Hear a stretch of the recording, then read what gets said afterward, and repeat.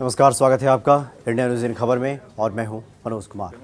वायु प्रदूषण यानी एयर पॉल्यूशन एक ऐसी समस्या है जिसका कोई निदान सरकार ढूंढ नहीं पा रही है और इस पर सुप्रीम कोर्ट भी काफ़ी चिंतित दिखाई दिया है।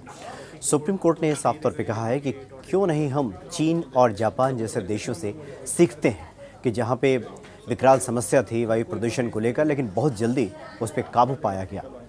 हालांकि सुप्रीम कोर्ट ने यह भी कहा कि और डिवन फार्मूला लागू करने से दिल्ली एनसीआर का भला नहीं हो सकता और डिवन फार्मूला से दिल्ली की जो समस्या है उससे छुटकारा नहीं पाया जा सकता।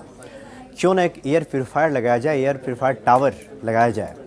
लेकिन सरकार की तरफ से कहा गया कि हमारे पास जो डिवाइस है एयर को क्लीन करने वाला सिर्फ 1 किलोमीटर के दायरे को कवर करता है, जबकि चाइना और जापान के पास जो डिवाइस है वो 10 किलोमीटर के एरिया को कवर करता है। इस तरह की बात कही गई और ये भी कहा गया कि जापान और चाइना में हाइड्रोजन तकनीक का इस्तेमाल किया जाता है वाहनों में। इसी पे सुप्रीम कोर्ट ने कहा कि क्यों नहीं हम चीन और जापान से इस मसले पे सबक लेते हैं, सीखते हैं। तो जो हाइड्रोजन टेक्निक है जो जापान और चाइना में इस्तेमाल होता है वो आखिर है क्या, जिस पर सुप्रीम कोर्ट ने कहा है कि सरकार को सबक लेने की आवश्यकता है, हमें सीखना चाहिए और अपने देश में इसे लागू करना चाहिए, तभी स्थायी तौर पे हम प्रदूषण से निजात पा सकते हैं। एक तो एयर प्योरीफायर लगाया जाए जिसका दायरा काफ़ी बड़ा हो, यानी 10 किलोमीटर तक जो कवर कर सके, जैसे कि चाइना और जापान के पास में। और दूसरा जो हाइड्रोजन टेक्निक है उसका इस्तेमाल किया जाए वाहनों में, तभी हम गुणवत्ता को सुधार सकते हैं।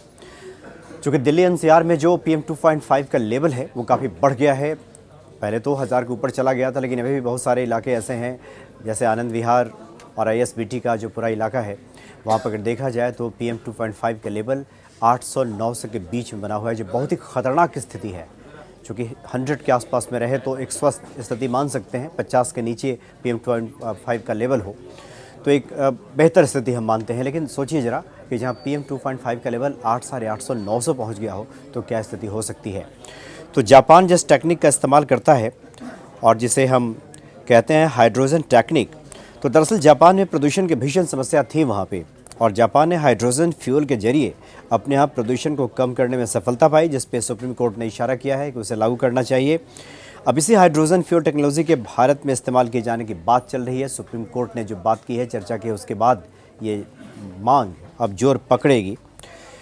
तो इसमें हाइड्रोजन फ्यूल के इस्तेमाल से बाई प्रोडक्ट के तौर पर सिर्फ पानी उत्पन्न होता है, यानी कि कोई भी धुआं का उत्सर्जन नहीं होता, जहरीली गैसों का उत्सर्जन वाहनों से नहीं होता। बाई प्रोडक्ट के तौर पे सिर्फ पानी रिसता है, पानी सिर्फ गिरता है। और जापान अपने पब्लिक ट्रांसपोर्ट में फ्यूल के तौर पे हाइड्रोजन गैस का इस्तेमाल करता है। चाइना में भी इसे गैस का इस्तेमाल किया जाता है और इसको लेकर कई प्रयोग इन दोनों देशों में हुए हैं। Hydrogen supply and utilization technology के रिसर्च एसोसिएशन के साथ पार्टनरशिप करके जापान की जो स्थानीय सरकारों ने हाइड्रोजन टाउन बनाए, इन शहरों में फ्यूल के तौर पर सिर्फ हाइड्रोजन गैस का इस्तेमाल होता है। एक शहर है वहाँ का, जापान का किटाकी यूशु, ये हाइड्रोजन टाउन घोषित किया गया है। यहाँ सिर्फ हाइड्रोजन पावर की सप्लाई होती है और इसी का इस्तेमाल होता है किसी भी संयंत्र को चलाने के लिए, किसी भी मशीन को संचालित करने के लिए सिर्फ इसी टेक्निक का इस्तेमाल किया जाता है। यानी सुप्रीम कोर्ट ने मुख्य तौर पे दो बातों का जिक्र किया कि एक तो एयर प्योरीफायर लगाया जाए उन जगहों पर जहाँ पे एयर पॉल्यूशन ज़्यादा है, जहाँ पे समस्या विकराल है। डिवाइस जो कि 1 किलोमीटर कवर करता है उसको बढ़ाया जाए, जो 10 किलोमीटर का दायरा कवर कर सके, ऐसा डिवाइस लाएं। और दूसरा, चाइना और जापान में जो हाइड्रोजन टेक्निक का इस्तेमाल होता है उसका इस्तेमाल किया जाए, तभी दिल्ली एनसीआर से पॉल्यूशन भाग सकता है, पॉल्यूशन से छुटकारा पा सकते हैं। सिर्फ ऑड इवन फार्मूला लागू करके या छोटे मोटे त्वरित उपाय करके इससे कोई स्थायी समाधान की ओर हम नहीं बढ़ सकते। ये सुप्रीम कोर्ट ने भी इस बात की ताकीद की है। फिलहाल इतना ही, नमस्कार।